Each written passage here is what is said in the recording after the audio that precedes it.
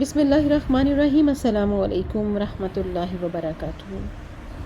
ایک بات ہے کہ جس قدر بھی جلدی ہم تنہا چلنا سیکھ لیں، تنہا چلنا شروع کر دیں، تو پھر ہر راستے میں رب ہمیں تھام لیتا ہے۔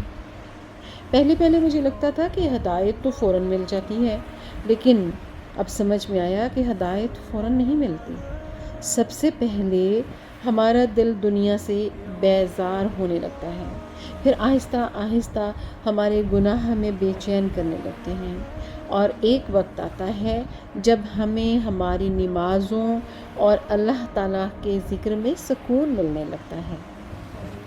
ہدایت ایسے ہی تھوڑی مل جایا کرتی ہے، اس کے لیے اپنے نفس کو مارنا پڑتا ہے، اپنی خواہشات کی قربانی دینا پڑتی ہے،